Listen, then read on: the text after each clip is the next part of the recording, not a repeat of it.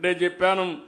ఇంకొక పక్క వెంకటగిరి, మంగళగిరి, ఉప్పాడ, కాళహస్త్రి, రాజాంలో 74 కోట్ల రూపాయలు ఖర్చు పెట్టి క్లస్టర్స్ కూడా ఏర్పాటు చేస్తున్నాం. ఇందులో 1374 మంది పనిచేసే అవకాశం వస్తుంది. అమరావతిలో హ్యాండ్లూమ్ మ్యూజియం కూడా ఏర్పాటు చేస్తామని చెప్పి నేను మీకు తెలియజేస్తున్నా. ఎప్పుడు కూడా ఒకసారి ఆలోచిస్తే ఇక్కడుండే చేనేత కార్మికులే కాదు, మొత్తం వెనుకబడిన వర్గాలు ఎప్పుడు కూడా తెలుగుదేశం పార్టీనే మేరు.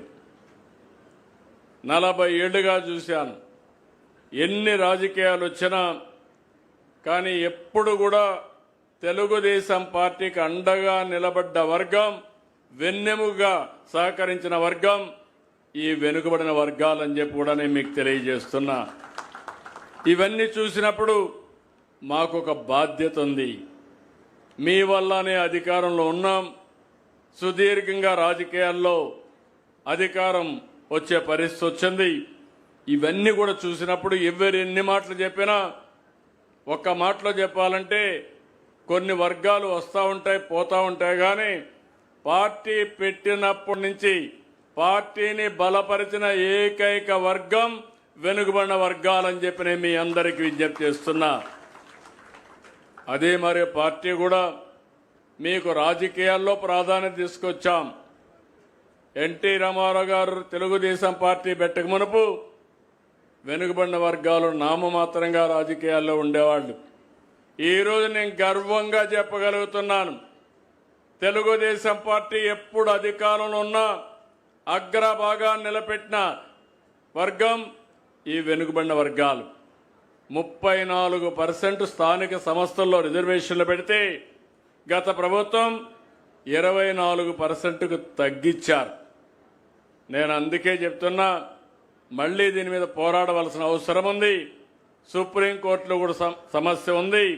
దీనికోసం పోరాడతాం, మీకు న్యాయం చేపిస్తాం.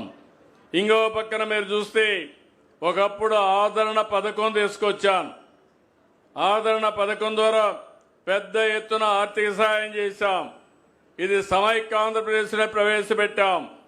మళ్లీ 2014లో ఆదరణ 2 కింద దగ్గర 964 కోట్లు ఖర్చు పెట్టాం.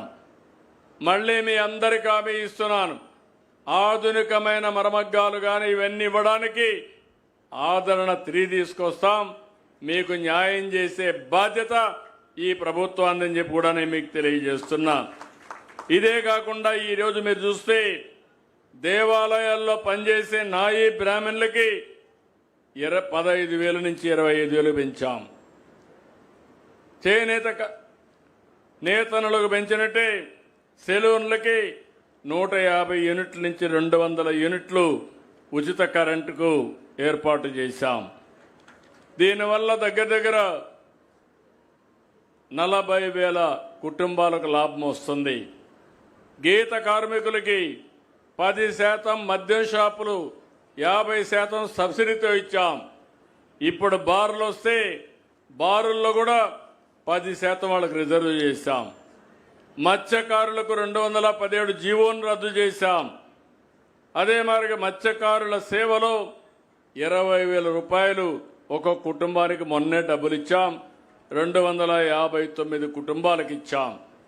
ఇంకో పక్క సముద్రం పక్కనే వీళ్ళందరూ ఉంటారు కాబట్టి సముద్రం నాచు పెంచగలిగితే దానికి కెమికల్ వాల్యూస్ ఉన్నాయి, ఆదాయం ఎక్కువ వస్తుంది.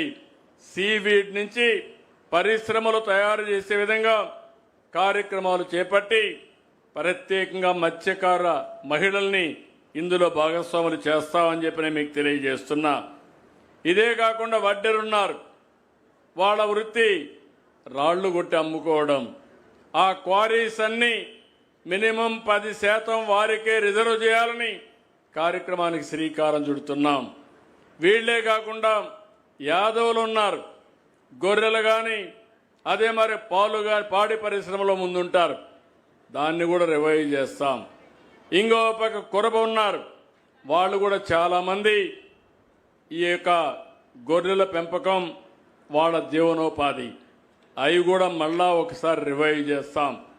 నేను ఈరోజు ఈ సభ ద్వారా హామీ ఇస్తున్నా, నేతన్నలను ఆదుకుంటాం, వెనుకబడిన వర్గాలకు అండగా ఉండి మిమ్మల్ని ఆర్థికంగా, రాజకీయంగా, సామాజికంగా పైకి తీసుకొచ్చే బాధ్యత ఈ ఎన్డీఏ ప్రభుత్వాన్ని మరొక్కసారి స్పష్టంగా హామీ ఇస్తున్నా.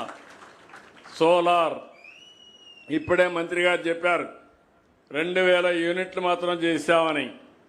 నేను నియోజకవర్గానికి 20,000 చేయమన్నాను.